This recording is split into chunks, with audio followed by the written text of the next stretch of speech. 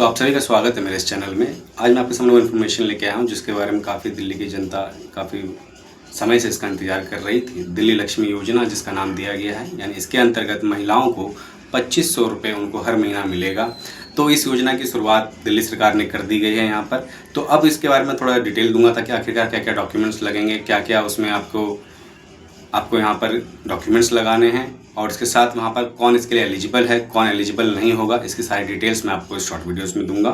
तो इसको मैं सबसे पहले जो वेबसाइट आपको बता दूं, किस वेबसाइट पे आप इसके लिए अप्लाई कर सकते हैं। उसका जो आपको नाम यहाँ पर दिया गया है दिल्ली लक्ष्मी योजना के साथ आपको मिलेगा। आप सर्च करोगे गूगल पर आपको मिल जाएगा ऊपर में ही। तो आपका जो इसमें वेबसाइट आएगा https करके, इसमें आपका dly.delhi.government.in ये आपका वेबसाइट का आपका नाम है।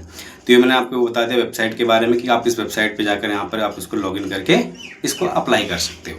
तो अब बात करते हैं कि आखिरकार इसके लिए कौन एलिजिबल होगा और कौन एलिजिबल नहीं है। तो उसके बारे में बात कर लेते हैं।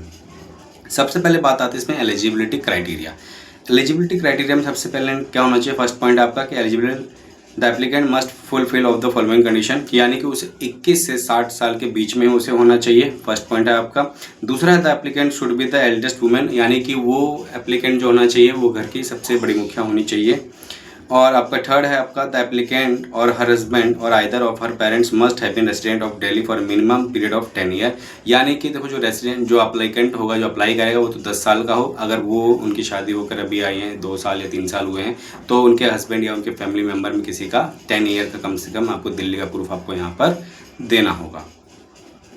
अब नेक्स्ट पे से बात करते हैं कि the applicant must be registered for voter I D of Delhi, यानी कि उनके पास एक वोटर आई डी कार्ड होना चाहिए जो कि आपका वैलिड हो, कटा हुआ ना हो। और उसके साथ आपका women belonging to a family unit with an annual income not exceeding 2,50,000, यानी कि 2.5 लाख रुपए से ज़्यादा की उनके जो फैमिली की इनकम ना हो। तो ये थी एलिजिबिलिटी क्राइटेरिया।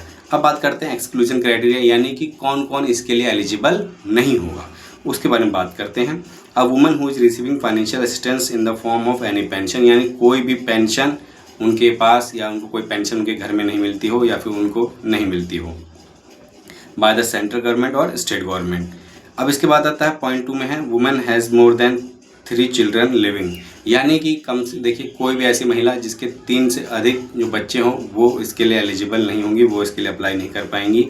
और उसके साथ है a women belonging to family whose annual electricity consumption exceeds 2400 units, यानी कि 2400 यूनिट्स, यानी 2400 यूनिट से ज़्यादा उनकी कंजप्शन पूरे साल की ना हो। और इसके साथ है नेक्स्ट पॉइंट है a women who either herself whose family member is, यानी कि उसके फैमिली में या तो खुद कोई गवर्नमेंट एम्प्लॉय हो या घर में कोई उसके गवर्नमेंट एम्प्लॉय हो तो वो भी इसके लिए अप्लाई नहीं कर पाएंगे। और इसके साथ जिसके पास कोई 4 व्हीलर अगर उनके फैमिली मेम्बर में है तो वो भी उसकी महिला उसके लिए अप्लाई नहीं कर पाएंगे। और इसके साथ जो बहुत इंपॉर्टेंट इसमें दिया गया है, काफ़ी ज़्यादा कन्फ्यूज़न भी है कि उनका कोई भी क्रिमिनल रिकॉर्ड किसी महिला के लिए नहीं होना चाहिए, यानी किसी महिला का जो अगर कहीं कोई FIR या क्रिमिनल रिकॉर्ड है वो इसके लिए अप्लाई नहीं कर पाएंगी। तो यानी कि आपको यहाँ पर क्या लगानी पड़ेगी, एक आपको NOC लगानी पड़ेगी, आपको पुलिस के थ्रू वहाँ पर जो मिलेगा आपको पुलिस वेरिफिकेशन जिसे बोलते हैं वो आपको यहाँ पर लगानी पड़ेगी। अब क्या क्या मैंडेटरी डॉक्यूमेंट्स हैं उसको देखते हैं। Mandatory documents should be uploaded Aadhaar card, voter ID card, photograph होना चाहिए, सिग्नेचर होना चाहिए। और एक और चीज़ जो आपको रिकमेंडेशन ऑफ MP या MLA का जो आपकी कॉन्स्टिट्यूंसी के जो आपके MP या MLA होंगे उनका आपको क्या करना होगा, एक लेटर हेड उनका कंजप्शन उनका आपको वहाँ पर लगाना पड़ेगा। तो ये मैंडेटरी आपके डॉक्यूमेंट्स थे।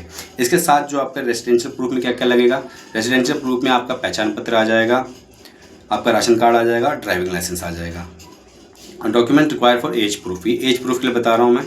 बर्थ सर्टिफिकेट लगेगा या स्कूल का आपका कोई सर्टिफिकेट लगेगा, 10th का आपका सर्टिफिकेट लग सकता है इसमें, ड्राइविंग लाइसेंस हो, पैन कार्ड हो, आधार कार्ड हो, वोटर ID कार्ड हो, ये लगेगा।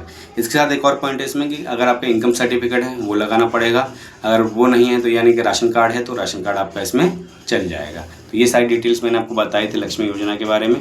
मैं आपके और भी इसकी सारी कोई चीज़ अगर होती है मैं आपको अपडेट करता रहूँगा, तो बने रहिए हमारे साथ।